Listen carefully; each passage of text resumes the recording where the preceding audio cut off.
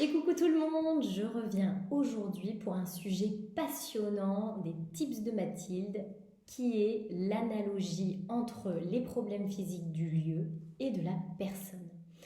Donc c'est un sujet dont on m'a beaucoup demandé, posé des questions et que je rencontre évidemment à chaque étude Feng Shui ou soin énergétique où ça renforce de plus en plus ma conviction sur le fait que nous sommes en constante conversation avec l'univers.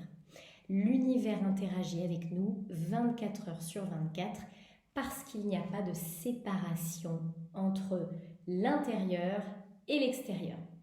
Et la maison est une merveilleuse façon de comprendre, de mettre de la conscience et d'aller fixer finalement dans la matière ce qu'on n'arrive pas ou ce qu'on a besoin de fixer à l'intérieur de nous.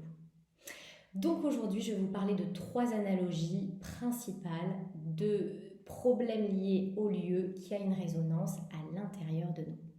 Donc la première, c'est l'électricité, les plombs. Je pète les plombs. C'est lié au système nerveux. Donc quand on a les plombs qui sautent, une ampoule qui disjoncte ou qui pète, etc., on peut se demander comment est mon énergie.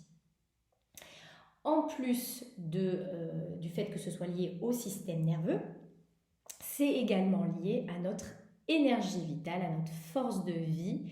Et parfois, avec la loi des séries, chez nous, on peut constater des ampoules qui pètent, des appareils électroménagers qui disjonctent, etc., etc. Et ça peut être lié à notre énergie vitale, notre pouvoir. D'ailleurs, en parlant de pouvoir, pour illustrer encore plus le propos, beaucoup de personnes de plus en plus souhaitent vivre en autonomie. Ils ne veulent plus donner leur pouvoir au gouvernement, c'est-à-dire que le gouvernement se charge de leur électricité.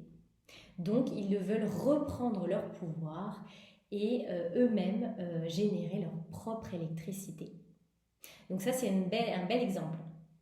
Donc, quand on a ce phénomène qui arrive, on peut se demander, est-ce que je suis stressée en ce moment? Est-ce que je me sens submergée? Est-ce que je suis sur le point de péter les plombs? Donc voilà, c'est une question qu'on peut se poser si on a un problème au niveau de notre électricité. Deuxième point principal, tout ce qui concerne les canalisations et la plomberie de la maison. Les canalisations et la plomberie de la maison, ça concerne les émotions. C'est tout ce qui touche à l'eau. Donc, ça peut être nos problèmes émotionnels. Est-ce que j'arrive à bien exprimer mes émotions? Est-ce qu'en ce moment, je me sens surchargée émotionnellement? C'est relié également à la lymphe, à la thyroïde, au sang, aux reins, mais également aux problèmes d'intestin. Si il arrive qu'on a un problème de tuyaux qui se bouchent au niveau des toilettes, par exemple, on peut se demander, est-ce que je retiens des émotions qui n'ont plus lieu d'être? Est-ce qu'il y a des choses que je dois laisser aller, mais qui sont encore refoulées, stockées dans mon corps? Si on a des problèmes de canalisation au niveau de la cuisine. La cuisine, c'est le lieu du partage. Est-ce que j'exprime correctement mes émotions aux membres de ma famille? Est-ce qu'il y a des choses qui me tiennent à cœur que j'arrive à exprimer ou est-ce que je n'ose pas les exprimer et qui sont à l'intérieur de moi? Donc ça peut être tout ça des petits messages de l'univers quand ça devient un trop-plein. Donc, c'est passionnant, ça nous invite vraiment à mettre beaucoup de conscience dans ce qui se passe à l'extérieur de nous.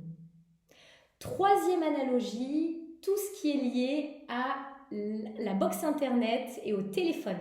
Donc ça, c'est tout ce qui est lié à la communication. Est-ce que j'arrive à m'exprimer correctement?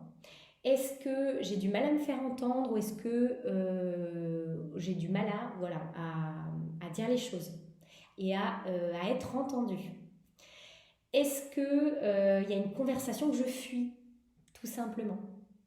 Et alors, quand on a, d'un point de vue astrologique, vous avez dû entendre de Mercure et rétrograde, donc Mercure est la planète qui régit donc la communication, entre autres.